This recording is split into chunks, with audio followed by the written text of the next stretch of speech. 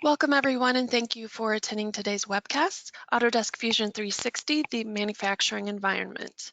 Our presenter today is Tad Whitchurch. He is the Director of CAD/CAM Training and Support with Hagerman & Company. We're also joined on the line by Clayton Pepmiller. He is a Solutions Engineer with Hagerman, and he'll be on in the background to help field any questions that may come in as we go. Before we begin, I'll let you know that you are in listening only mode. If you have questions during the presentation, you can type those into the question panel, which is located on the right-hand side of your screen. Clayton will address some in the background as we go, and there will be a Q&A session at the end of the presentation as well. As we close down the session today, you'll be prompted to fill out a short survey, and we ask that you take a few moments to fill that out for us. Also, all registrants will receive a follow-up email tomorrow, which will contain a link for the recording of today's presentation. Now I'll go ahead and hand things off to Tad. Thank you, Ashley. I believe we're being recorded. Thank you, Ashley. Thank you, everybody, for attending. Thank you, Clayton, for helping out. We have about an hour. I do believe I'm going to fill that hour up. So I apologize if I move a little quickly in some areas, but that's the benefit of a recording, I guess. What we're going to do today is focus specifically on Fusion and the manufacturing environment. We're not going to get into design or sheet metal or anything like that. We're going to focus specifically on the manufacturing environment. We'll give you a tour of that, show you around. I've got a part ready to go to machine. It's a lathe part. I'm also going to machine mill a part from scratch, so you can kind of see that also.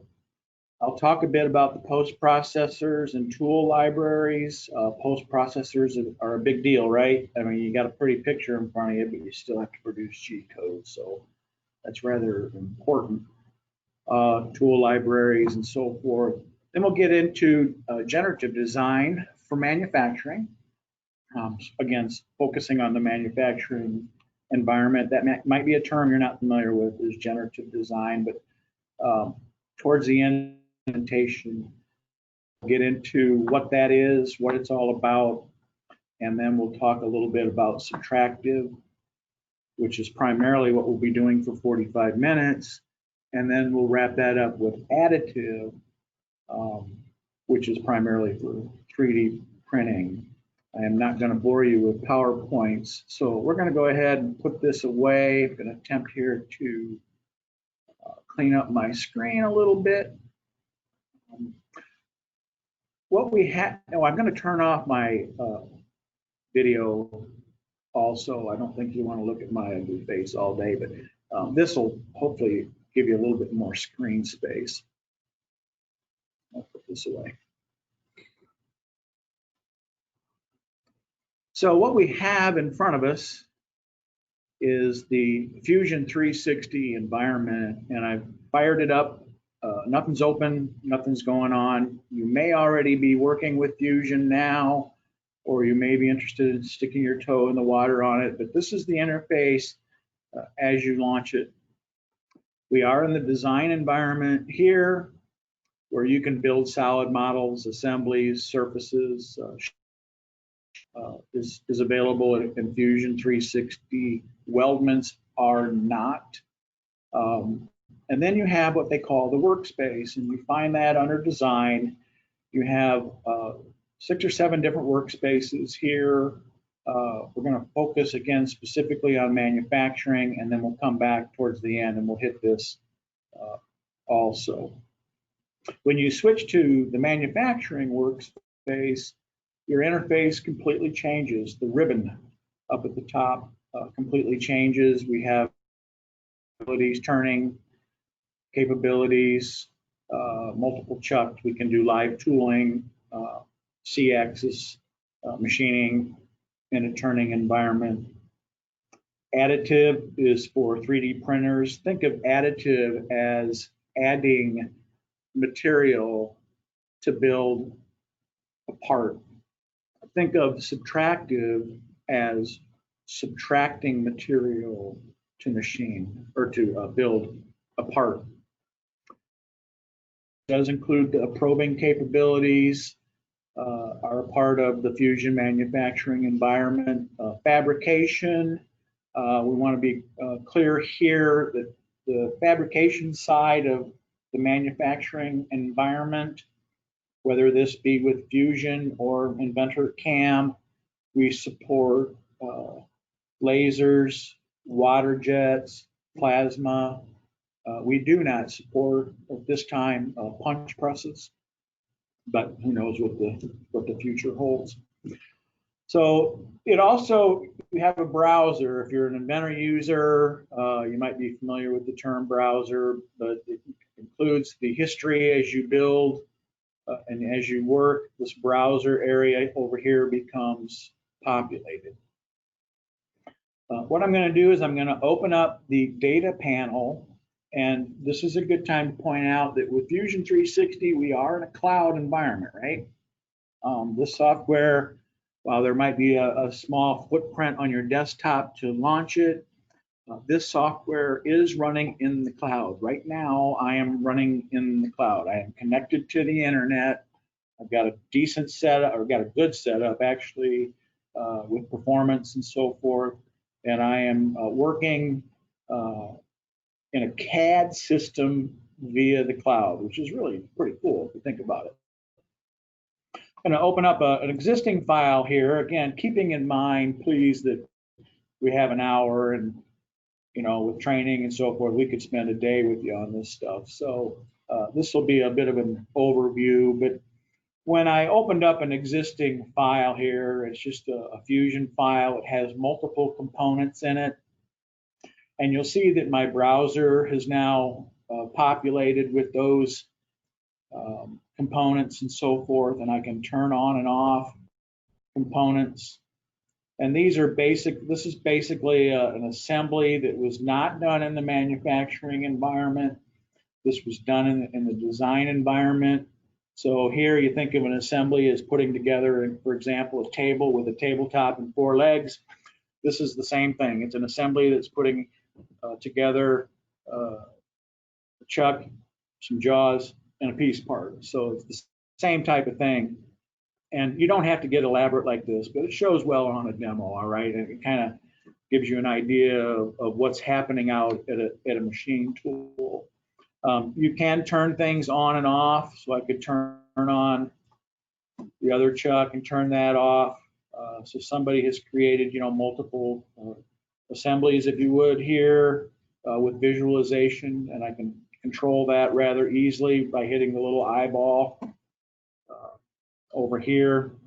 You can also see underneath one that you've got a jaw here and a jaw here. So again, this is part of the design side of it that we're not going to be spending time on today. We do run training classes on it, and we do have other webinars on it also. But this is the part that we're going to look at least to start. It's just a simple turning environment here that we'll look at. Within manufacturing, you're going to pretty much work from left to right, where we start with setup, where you define your setup, which way is X, which way is Y, which way is Z, all that good stuff. I'll go over here to the turning environment. You have turning operations that you use. You, the programmer, decides which operation is appropriate to use on a particular cut that you need to make, or you need to, and some of it's, you try one and see if it works, and if you don't like it, try another one. A little trial and error, but I think you all kind of understand that a little bit. We can do drilling, obviously. We can also do milling in a turning environment. So you can jump back and forth between these different environments to build or machine the part complete. If we look and expand the setups, we can go ahead and look inside of a setup, and you'll see here a dialog or a form pops up. Again, if you're using Inventor now, a lot of this is going to be, you're going to be familiar with. It's a little different. The GUI's a little bit different, but you should step right in on it. You have different operation types: milling, turning, cutting. We're going to do some mill turn here. Additive, which we'll get to. You have a coordinate system, and you can see that here on the screen, where you have a z-axis pointing a certain way and the y-axis and so forth.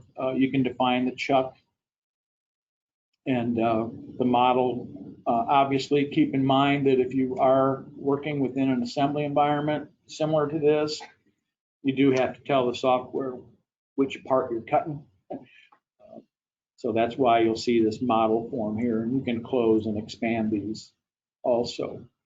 You have a moving left to right, again, within the form, you have stock that you can set up.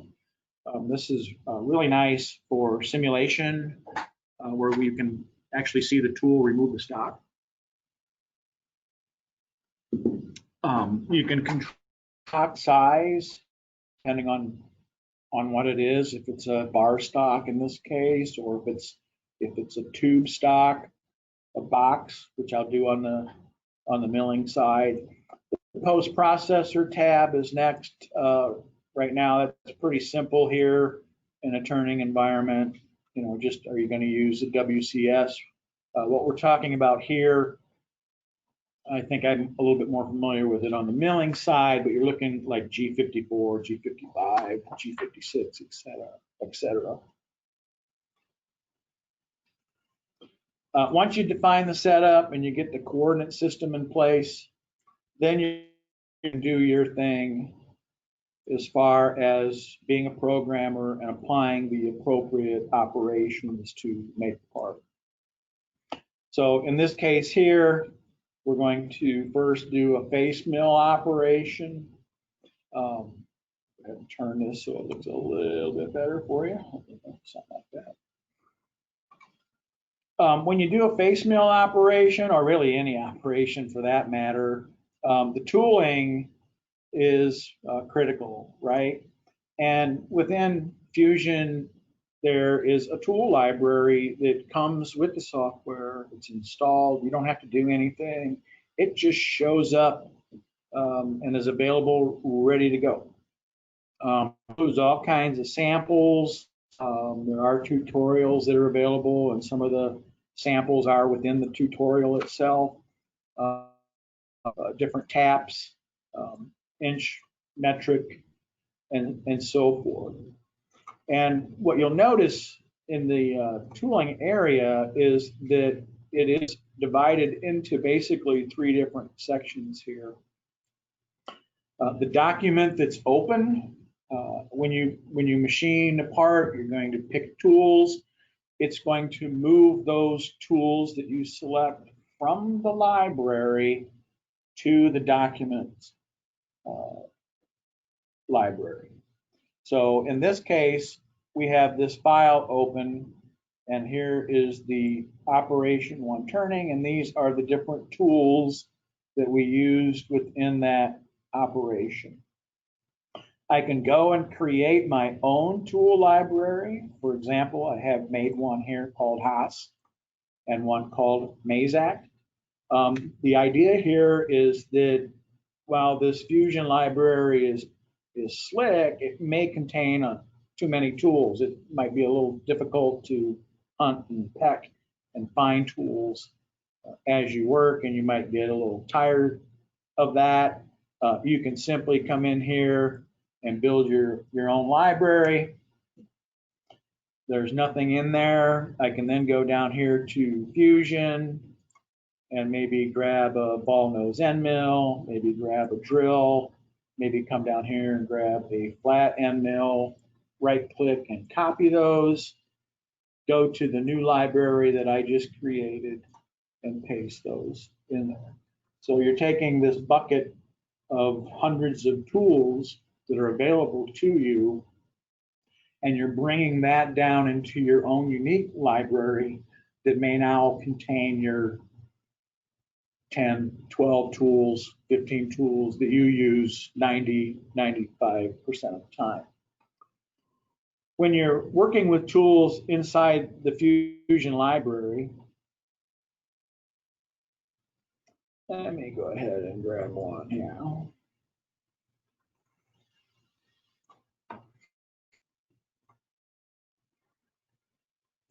You get a preview of the tool, a definition of the tool, and if I right click on this, you can see that I can view the tool and I can copy the tool, but there's no real functionality here as far as editing the tool. And that's because I am within the Fusion library. If I were to move that tool into my library, right click, copy, right click, paste, now, whenever I select it, I can now edit that tool. So out there, you don't edit tools within the library. You first move them out of the library into your own unique library or to within the library of the open file, and then you can edit the tool. The tool library form is really simple. They've done a great job here of visualization. You have a general tab, then the inserts tab allows you to go out and define the insert of that tool, and there's several shapes here available for you right out of the box, although it's right out of the cloud. What are we doing with it? Is it inch or millimeters? You have the holder, you can define the holder style. Is it right hand, left hand? What's the dimensions of that holder? How is it clamped into the machine? You can control the setup also, which way is the tool pointing? Are you doing basic OD operations? Are you going to be doing ID operations? And this is different from the CAM side of Inventor, as you can have and define new or unique cutting data per tool. So for example, here I have just the default here. I could go ahead and create a new one, and maybe we'll call this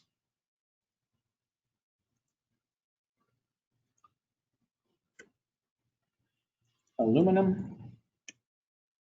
And then I could create another new one, and we can call this plastic. And then for the aluminum cutting data within this specific tool, I could say I want to run it, 92 surface foot. The feed rate IPR is 0.12, 1.13. But when I get into plastic, we can go ahead and bump this up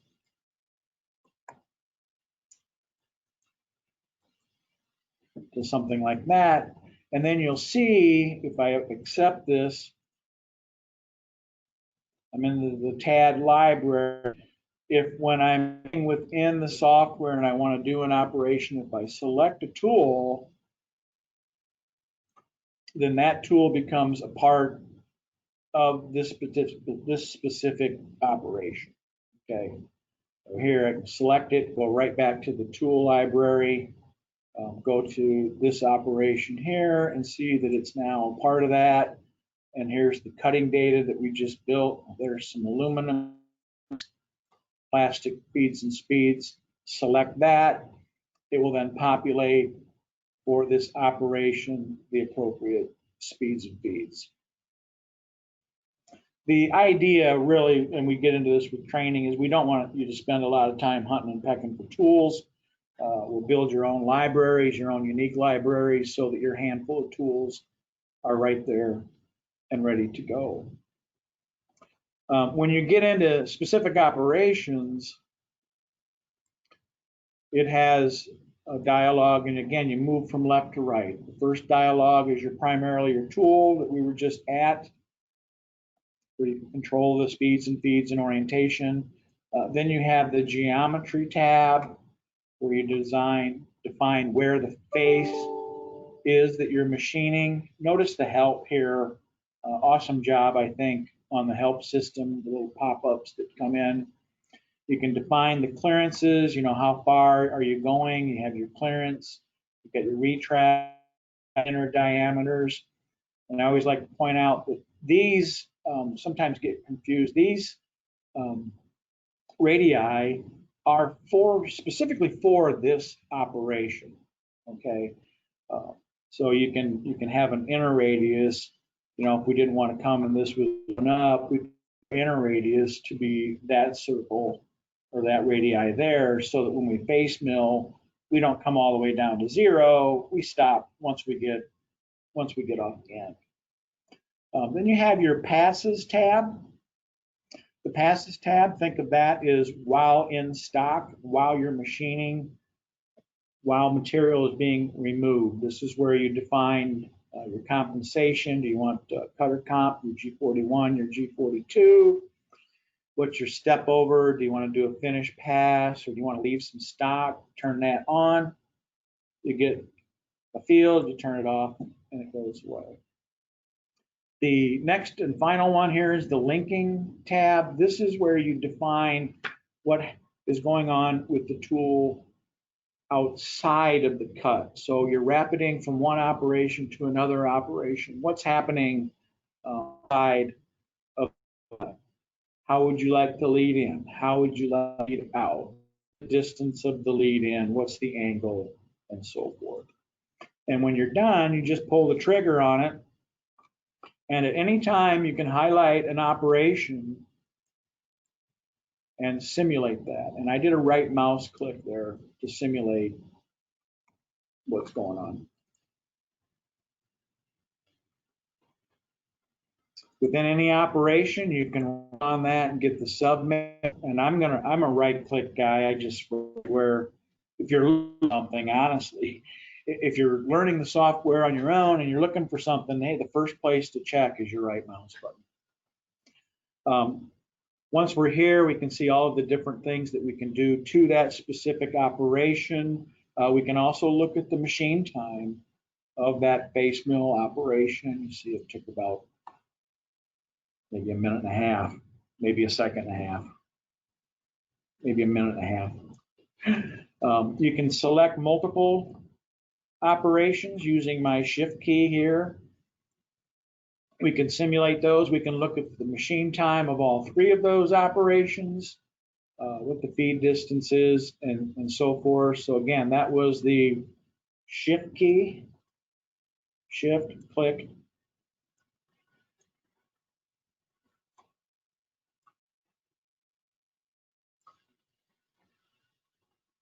Click, click, okay. You can simulate all three of those operations. You can suppress them. Protecting them locks them so that you can't edit them. Kind of a nice thing if you're sharing data and so forth, or if you just want to protect yourself from accidentally changing an operation that you've worked hard on that looks good. We'll go ahead and simulate this. And one of the things that's really neat about this is that as it's simulating, it is removing the stock. And down here we have process stock. So it is keeping track of the stock that's left. You can export that as an STL file if you want it in, read it back in as a different file and do other operations for that. You can control the stock. Do you want the stock on or off while it's machining? Do you want to see the tool path on or off while it's machining? Do you want it to stop on a collision? And you also get down here, you can see that I have a green bar down here, but if there was a collision, actually I have one, it will turn red. So what we'll do is we'll go and make this operation active. And you'll see this little dot here. You click on this dot. This operation is now active. So if I do anything, go into this setup. If I do anything new now, it will go into this setup.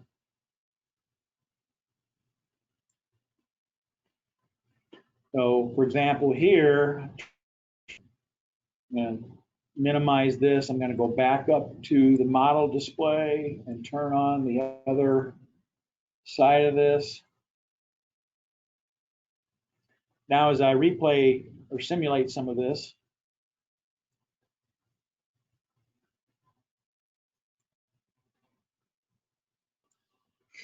we can go and watch, sit back and watch operations. Or if you're bored, you can hit the arrow that's got the dot next to it, and it will jump to the next one. And then I'm going to do a drill here, and then we're going to come in here and do some inside ID turning. And what you'll see, if I were to pause this, I do have that red bar here, and I can jump right straight to that. And let's take a look and see where that interference is. And it might actually be that end holder. So again, Autodesk does a really nice job with the graphics on this, to where you can really get a good idea of what's going to happen out at the machine tool. As I mentioned, we can do live tooling. Also in a turning environment, we can do axial milling, and we can do radial milling with the Z-axis. And all you do to do that is you just switch over to the milling environment and apply those operations as needed. And I'll show you that in a little bit whenever I do one here from scratch. I still always roll my mouse wheel the wrong way. So in this milling environment here, what we've done is we have created an adaptive tool path. So it comes in and machines out this pocket. You'll see that there's a bottom face left here, because we haven't machined the other side yet. And then we've done a contour operation to kind of finish the tool going around that.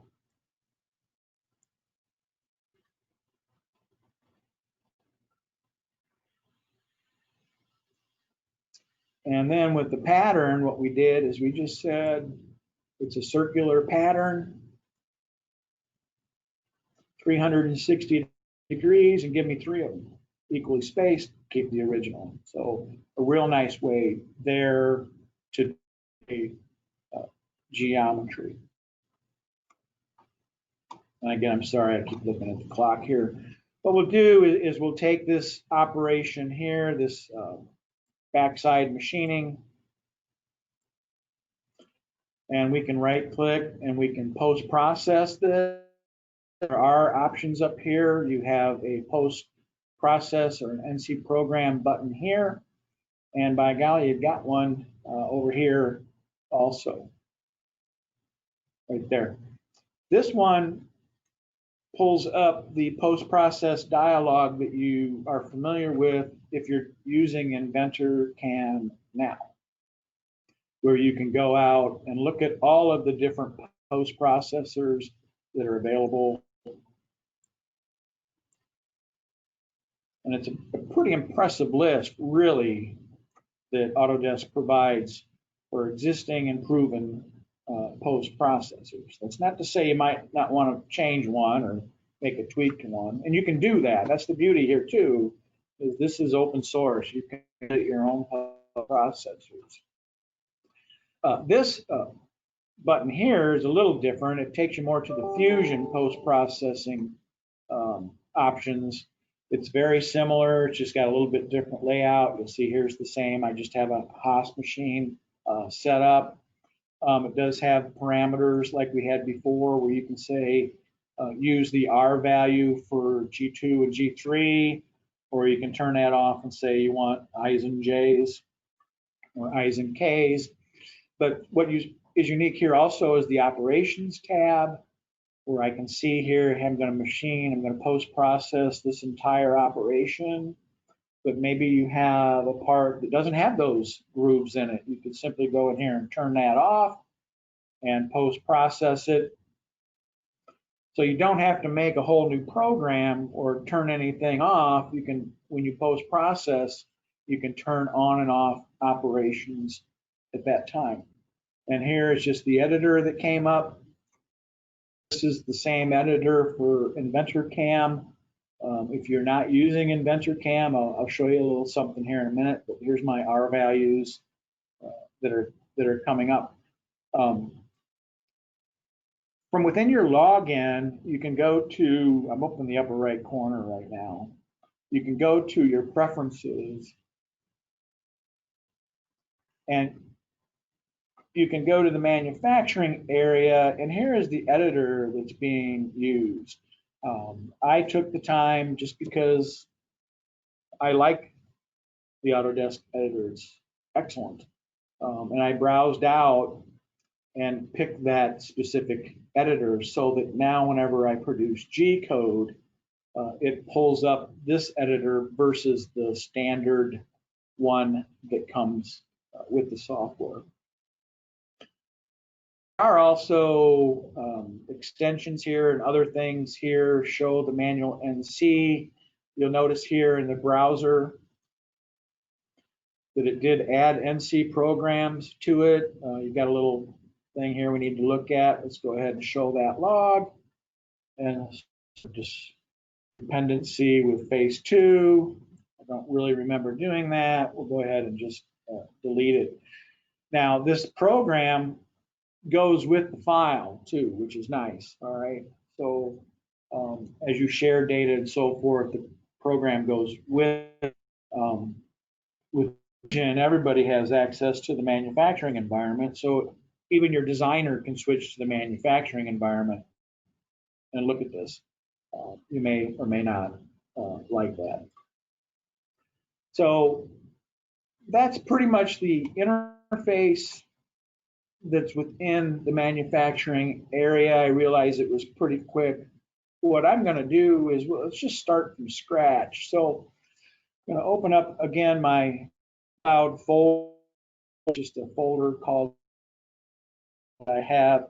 When you launch Fusion, you're provided with your own project right away. I can go here. These are projects that we're looking at. You'll see that I added for January 18th. You can click on new project, and then you build a brand new project that quickly, and you can add files to that or work within that project or save files there also. If I go here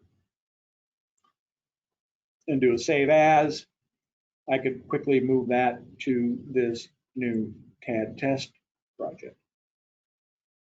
It gives you a nice way to organize your work, really is what it is.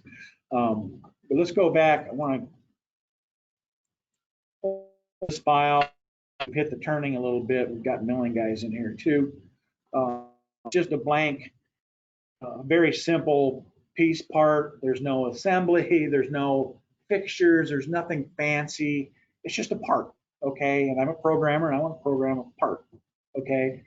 I don't want to take the time and build an assembly to show fixtures and so forth. And honestly, a lot of people, probably most of our people, work this way. So it's just a file, an empty file. I'm in design. What we'll do is we'll go to manufacturing and let's machine this from scratch, okay? So the first thing that we'll define a setup. And just like we saw in the turning environment, we have a form that pops up. I'm going to do a milling operation.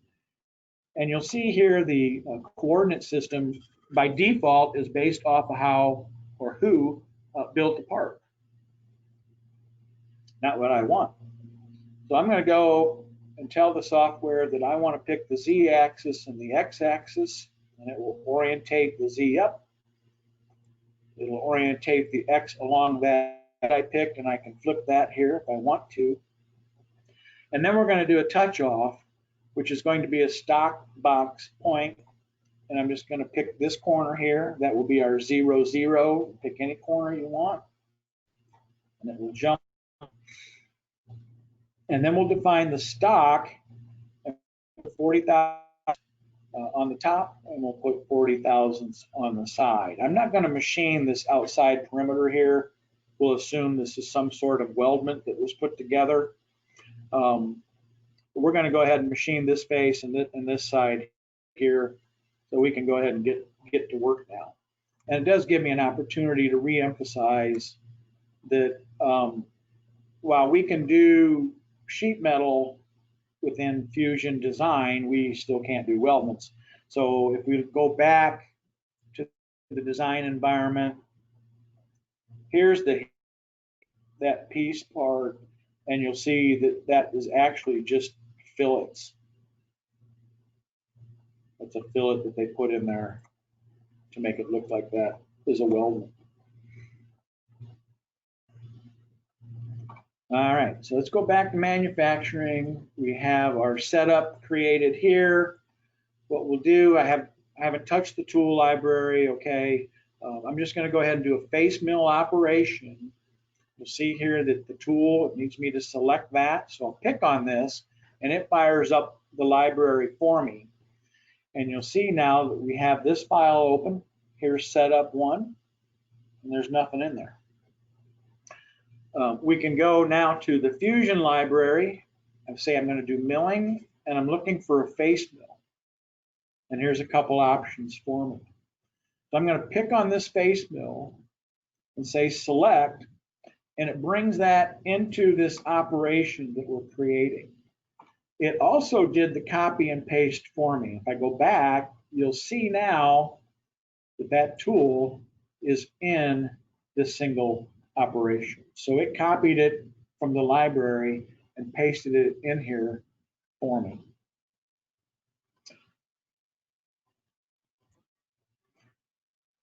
So again, we're on the face mill. There's the top. The software is pretty sharp. It shows the stock contour. It finds the boundary of that on its own.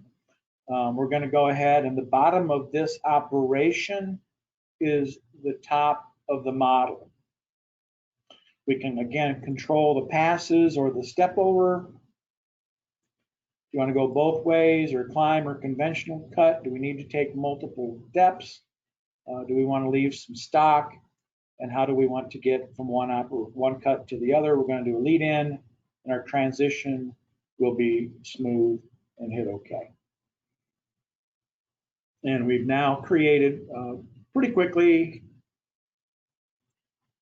a face mill operation to cut that off.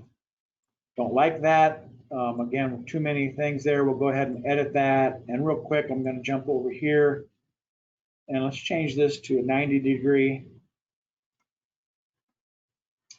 Much better for me. Okay.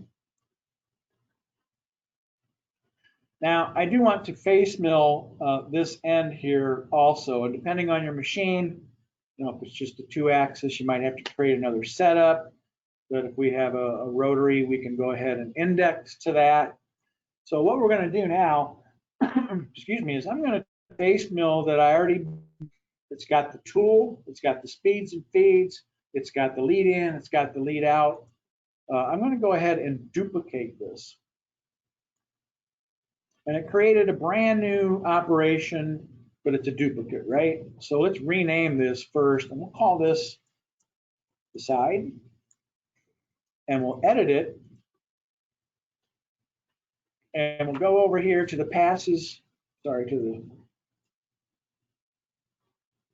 geometry side, and turn on the tool orientation and tell it that I want to machine this face here with the x-axis pointing in that direction, and hit OK. And then we have now very quickly 2 face mills, one for the top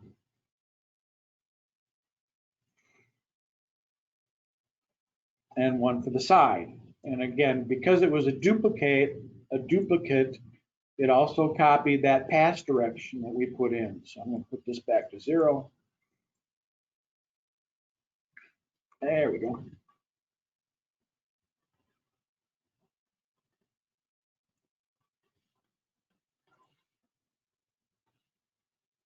All right. Now I've got some machining here that I need to open up. I'm already indexed over here to this side. So what we'll do is we'll go and we'll do a drilling operation. You'll notice it loads up the last tool automatically. I'll go to the tool library. I am looking for hole making. I'm looking for a drill. You know what? I do know what the size of that is, but what I'm going to show you real quick, let me cancel out of here, and I'm going to go to inspect, and let's can do this right in manufacturing. Let's pick on that, and we'll see that that is a 591.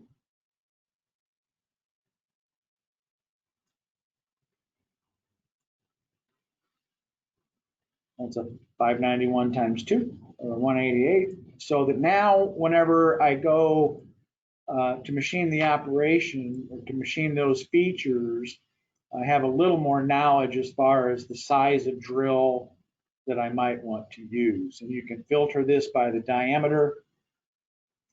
For example, I could come down here and maybe grab a 3/8 drill. We'll select that drill. We'll tell it that we're going to machine on this face here. And then we're going to select the holes. And you've got some options here. You can tell the software to go out and select all of the same holes that have the matching diameters or matching depths. So we'll go ahead. I'm going to pick this.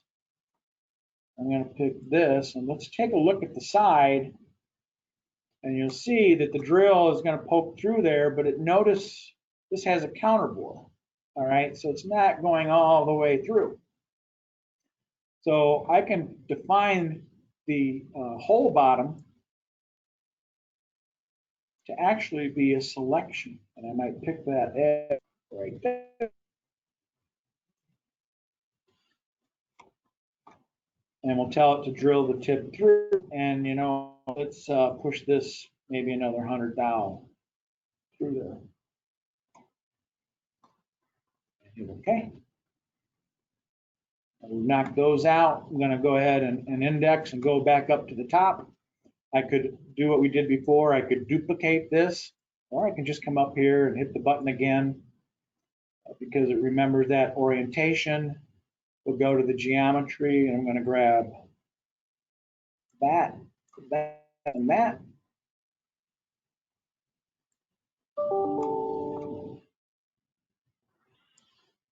Poke it all the way through and push it through another 100.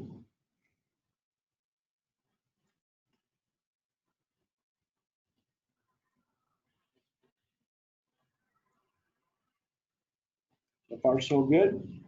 And it's neat. See that the process, the stock is being removed here as we have the operation selected.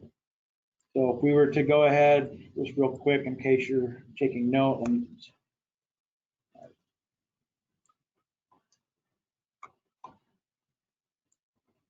we're going to simulate this, but I don't want to watch the face mill operations, but I do want the material removed. So I'm just going to hit that button and that button. And now we can simulate this. And then real quickly, I need to pick up my pace a little bit. I'm going to go ahead now. We're going to do a 2D pocket. We'll go to the tools. I'm going to do a milling, and I want a flat end mill. Got a 1/2 inch sitting right here. I've got a 1/2 inch sitting right there. We'll select that.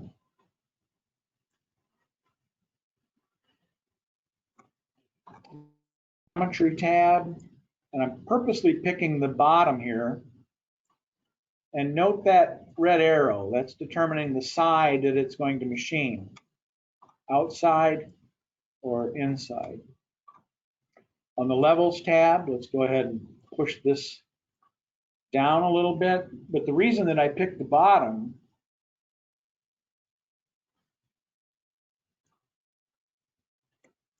is because I knew from experience that it was going to use the selected contours. The contours that I selected determine the bottom of the part. And this is kind of what I wanted to show you here is we have a little warning. If we look, it's telling us that there's a little bit of an issue with ramping in and out and leading in and out. It's a warning. It's not an error. We can proceed if we want to. But it is a great reminder that I forgot to go in here and tell it that whenever I get in, I want to use, instead of a helix, I'm going to go to a pre-drilled location, right? I pre-drilled those holes. And they were those center points. And we'll hit OK. The warning goes away. And now if we simulate this,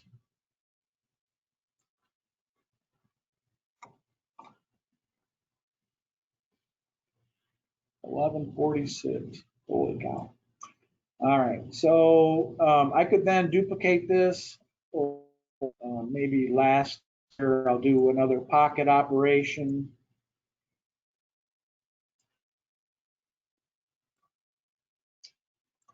Tool orientation this way. I'm going to pick this bottom here. Whoops, that's good. The pocket will pick this face here. Okay.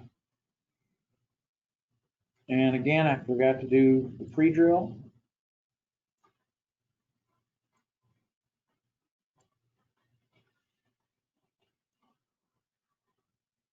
And I'm also going to do both of them at the same time. So I'm going to go back over here to geometry. I'm going to go ahead and pick that also.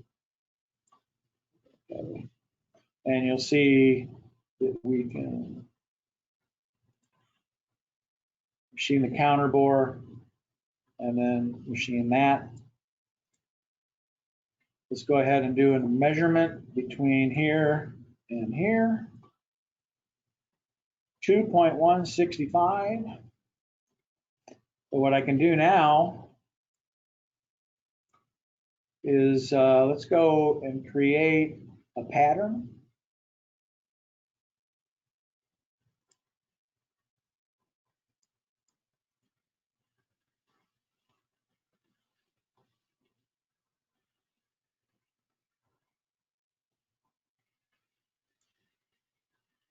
It's a linear pattern. The direction will be that way.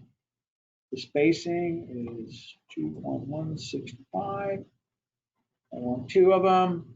You can control how it does this, order by tool or order by operation. And then what I'll do is I'll take that pocket right there, left click, hold, and drag that pattern. And you'll see here that it's going to copy that operation over the wrong way. So we'll edit this and we'll flip the direction.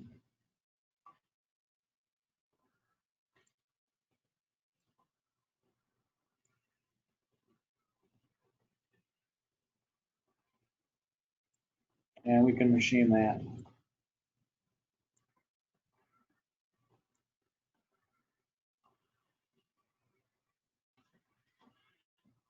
And then I could post-process this setup, the entire, we'll go ahead and produce G-code on that. I'm going to go out and actually, let's pick a mill.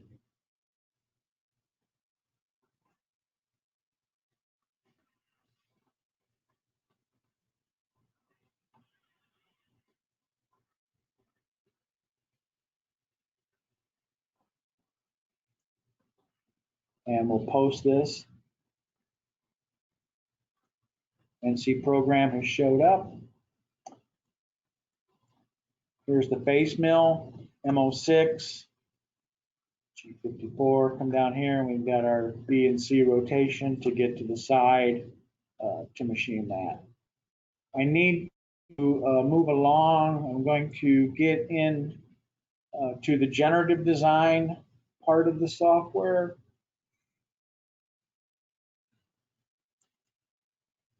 Show you a little bit of this. This is, again, cloud-based, right?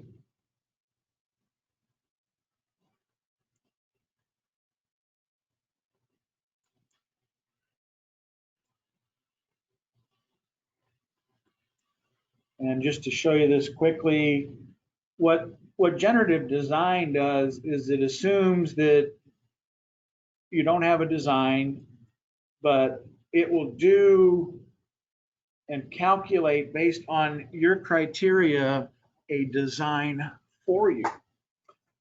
This does require cloud credits, but what you do, and again, we were in manufacturing, okay, and we've switched now to generative design. What you do is you define some simple geometry. For example, in green, we've defined what is required, what needs to be there, and what needs to stay. Don't mess with what's in green.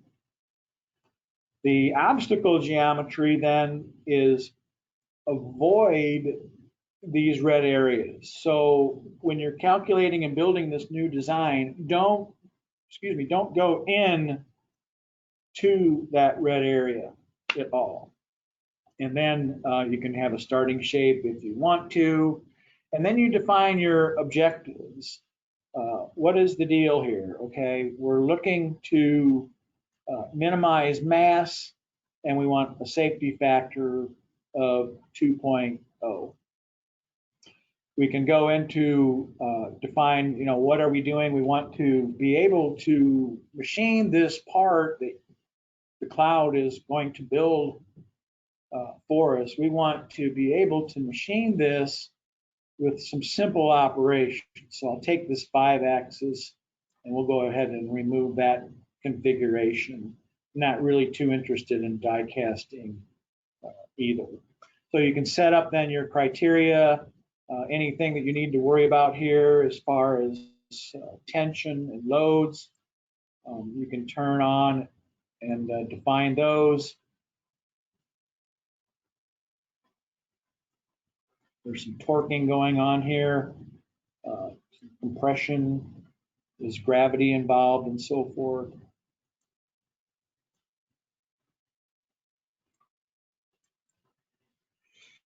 And when get all that set up, let me look at one of these here.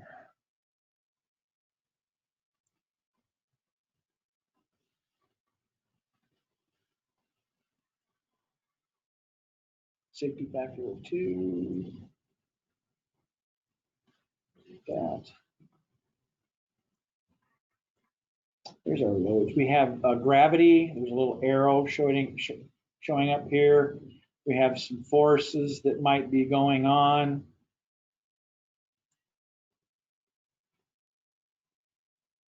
In both directions, perhaps. So once you define all this, you pull the trigger on it, ask for a study, and you're going to walk away because the software is going to go up to the cloud and calculate this and work with this, and then come back later and notify you when it's done, at which point you can explore the results of what the cloud determined.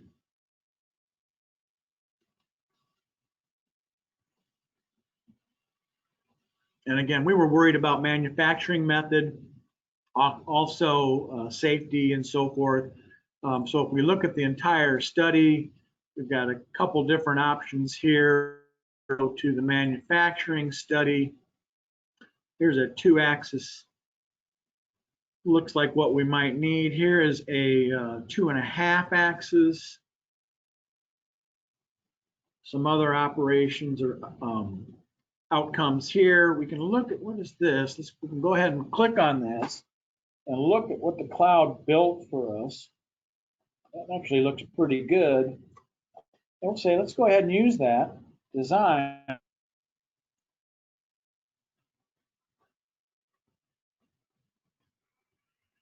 There it is. And then what do? We go to manufacturing, build a setup.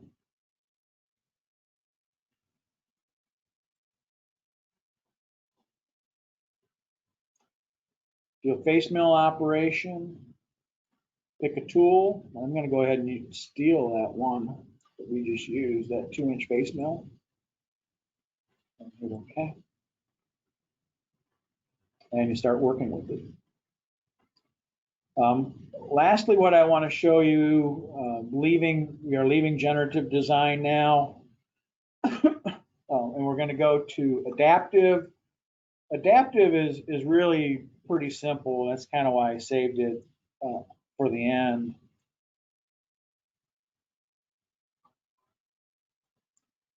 Adaptive is for 3D printing, okay?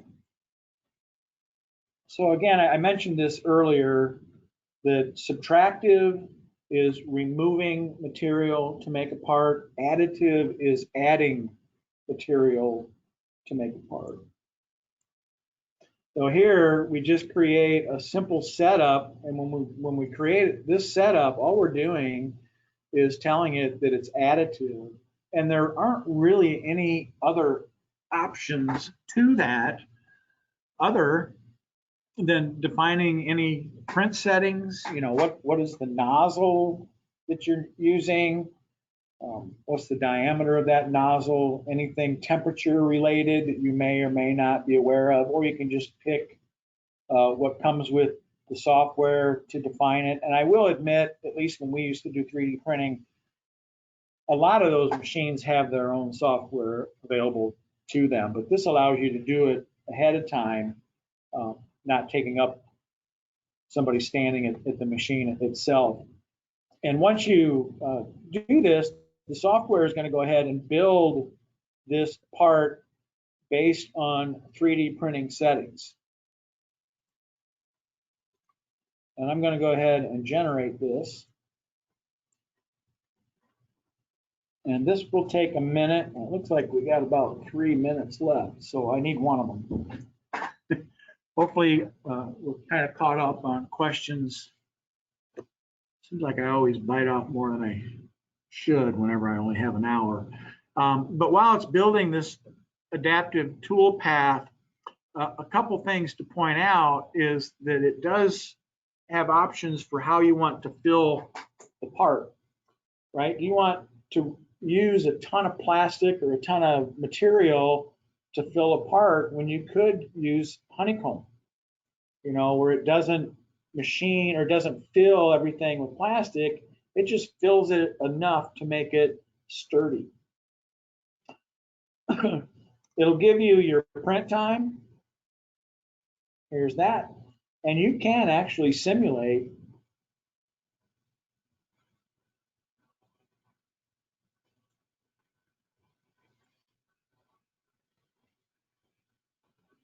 the tool path.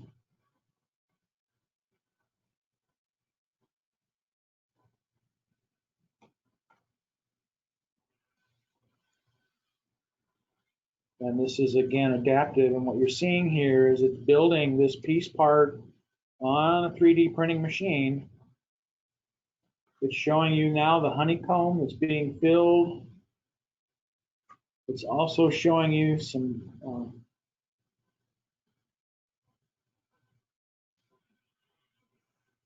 there we go. The support that it might need to create, it calculates that automatically. And what I'll do, let me just go ahead and drag this up. And you'll see that eventually, layer by layer, using 3D printing and adaptive, it will build that plastic part for you. I need to stop now. I apologize for cramming so much into such little time. Are there any questions? That concludes my presentation. I'm glad it was recorded because I had to go pretty quick. But are there any questions or anything that I can help with?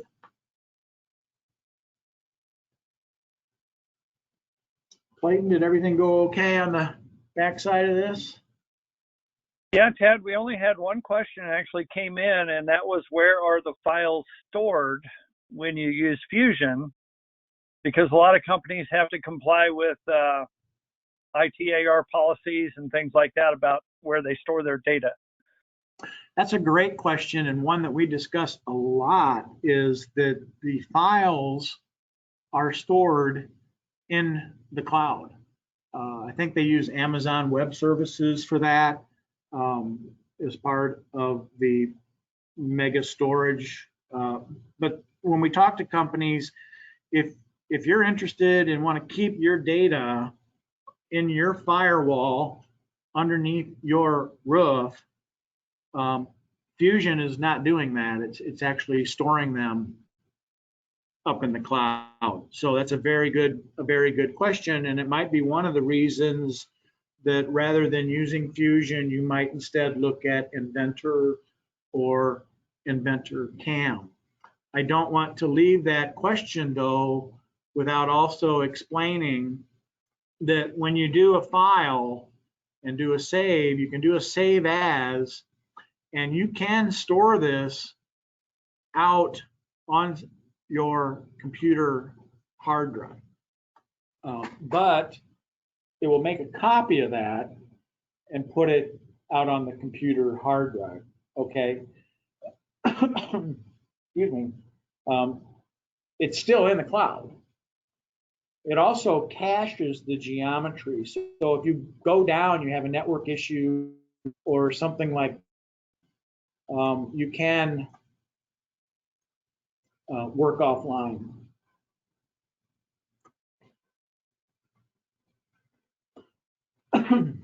Excuse me. There's also additional functionality that you can find underneath extensions. For example, under machining, they're introduced functionality, hole recognition, and so forth. If you do want to go with something like this, it will tell you that you're going to be using your cloud credits for that. But back to the question, I hope that answered the question. It's stored in the cloud, but you can save a copy of it local, but it is still in that cloud. Anything else? Right. And I'm going to add on to that. Any G-code files obviously are going to be able to download locally because you have to run your machine. Yeah, that's a good point. Thanks. Yeah, you're right. All right, if there's no more questions, well, let me just say, if there are questions that you think of later, go ahead and shoot us an email. We can address those offline. I'm sorry I ran over, but I hope you found some value in this. And I really appreciate your time. But other than that, we're going to call the event complete. Ashley, you want to close this out? Or? Yes, thank you, Tad, for the presentation, and thank you all for attending today. Again, if you do think of additional questions later, you can simply reply to that confirmation or reminder email you received from GoToWebinar. We can get those to Tad or your sales rep to get them answered. Once again, a short survey will just pop up as we close down today. And also a reminder that tomorrow you will receive an email that will contain a link to the recording of today's presentation. And that's about it for us. So thank you all for attending and have a great day, everyone. Yeah.